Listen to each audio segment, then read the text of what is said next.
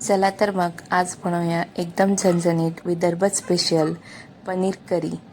या पनीर करीला आपण एक स्पेशल तडका मारलेला आहे, तर तो बघण्यासाठी तुम्ही नक्कीच बघा। एक स्पेशल इन्ग्रेडियंट ॲड केलेला आहे। तर सर्वात आधी आपण सर्व इन्ग्रेडियंट तयार करून घेऊया। म्हणजे शिमला मिरची कट करून घेऊया, स्क्वेअर टाईप, लांब, तुम्हाला जसं वाटेल तशा टाईपची ते कट करून घ्यायची।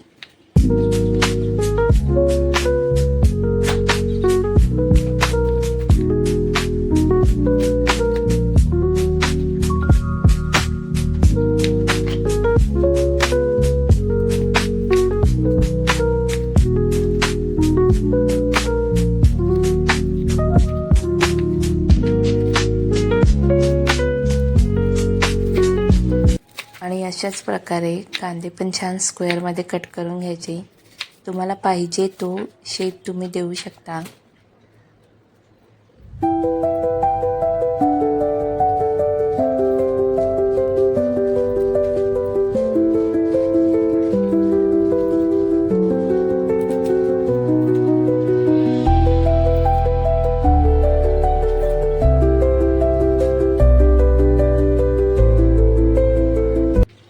त्यामधले थोडे कांदे, 2 कांदे तुम्ही छोटे छोटे चॉप करून घ्या, कारण की आपल्याला तडका द्यायला एकदम स्मॉल याच्यात लागणार आहे। तसेच टोमॅटो मी लांब काप केलेले आहे, छान टोमॅटोचे। तुम्हाला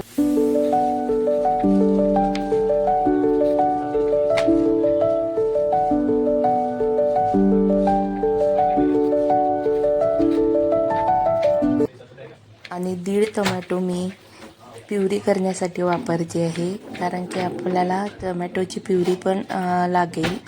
तर तुम्ही छान असं ब्लेंड करून घ्या, टोमॅटोची प्युरी करून घ्या। एकदम स्मूथ असायला पाहिजे, कारण की करीमध्ये काय होतं की तुमच्या तोंडामध्ये ते हे नको, पीसेस नको यायला, म्हणून छान असे स्मूथ ब्लेंड करून घ्या। नंतर पनीर कट करून घ्या। मी स्क्वेअरमध्ये कट केलेले आहे, लागते तेवढं पनीर तुम्ही कट करून घ्या। अशाच प्रकारे आपण सगळं व्हेजिटेबल कट करून रेडी केलेलं आहे।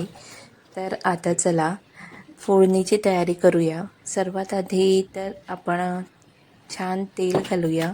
थोडंच तेल घालायचं आहे, कारण की आपल्याला थोडं शॅलो फ्राय करायचे आहे सर्व व्हेजिटेबल्स आणि पनीर। तुम्ही वेगवेगळं पण करू शकता, मी सर्व पटापट होण्यासाठी एकत्र घातलेलं आहे। छान शॅलो फ्राय करून घ्यायचे।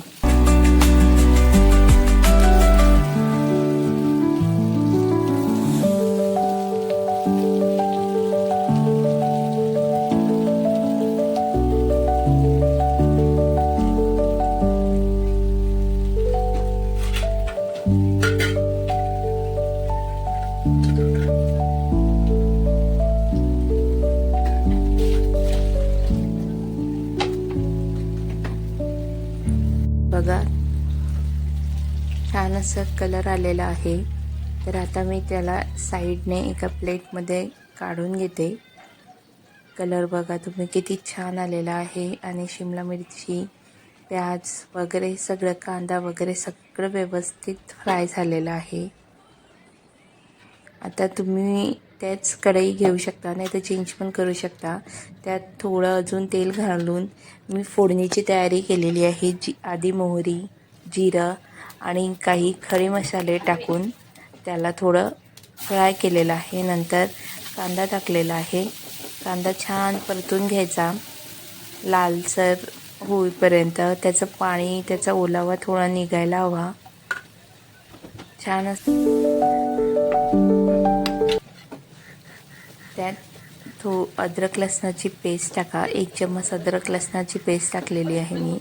ते पण छान परतून घ्या, कच्चेपणा निघायला हवा। छान असं परतल्यानंतर त्यात टोमॅटो घाला। मी लांब काप केले होते ते घातलेले आधी, आणि नंतर टोमॅटोची प्युरी घातलेली। आता टोमॅटोचा जो ओलावा आहे तेल सुटेपर्यंत हे सगळं छान भाजून घ्यावे।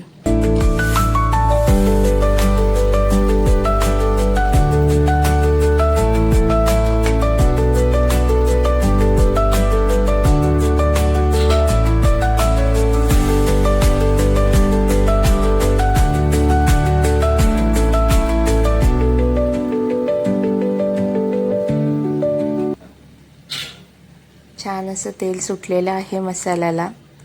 आता यामध्ये थोडं 1 चम्मच तिखट, हळद आणि धनिया पावडर घालावे. 1.5 चम्मच धनिया पावडर घालावे. त्यामध्ये मसाला टाकावा. काळा मसाला असेल तर काळा मसाला तुम्ही थोडा 1/4 टीस्पून टाकू शकता.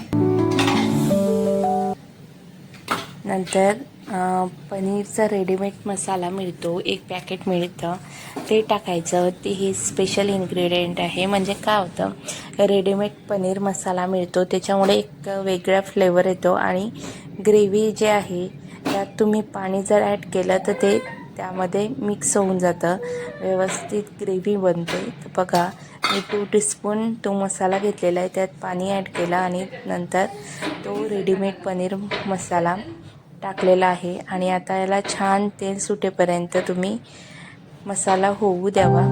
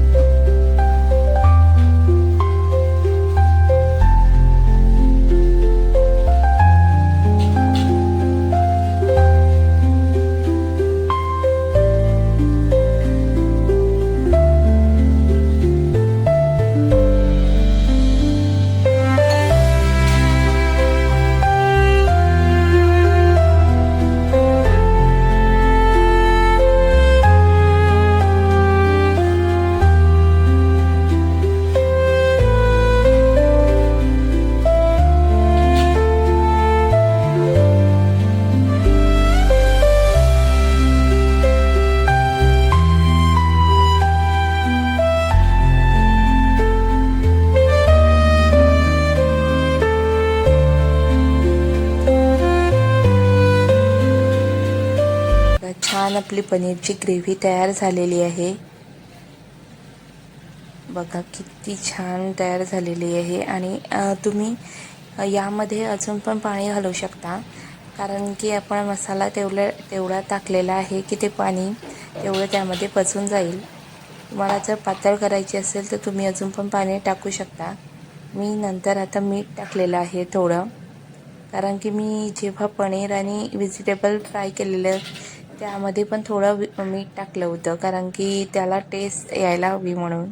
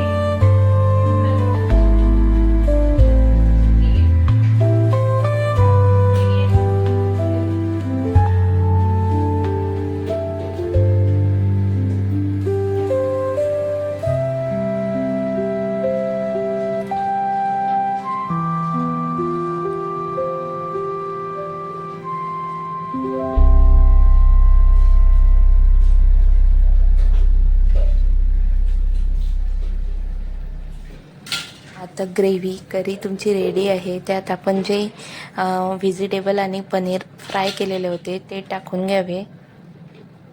छान असे दिसत आहे आणि स्मेल पण खूप छान येत आहे. सर्व याचा जर तुम्ही मसाला व्यवस्थित होऊ दिला तर त्याचा एक अरोमा सुटतो आणि तेव्हा असं म्हणजे भाजीला अशी वेगळी चव येतं. जोपर्यंत तुम्ही जर मसाला होऊ नाही दिला तर भाजी कितीही छान कितीही स्लो बनवा पण ती चांगली नाही बनत. म्हणून छान शिजू द्यायची भाजी.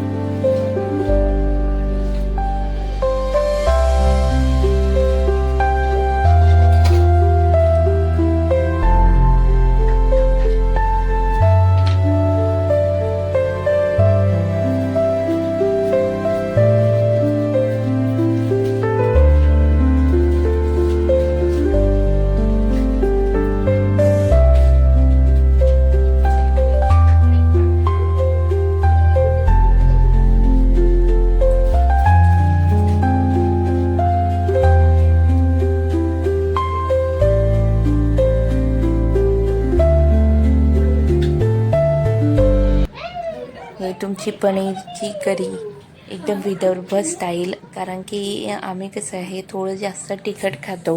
नागपूर साईडनं थोडं जास्त तिखट खाल्लं जातं. तर आणि ग्रेव्ही जे आहे पातळ असतं. तर त्या स्टाईलमध्ये एकदम पनीर करी रेडी आहे. मी छान बाऊलमध्ये सर्व करते आहे आणि तुम्ही बघू शकता किती छान दिसत आहे आणि टेस्टला पण खूप भारी झालेली.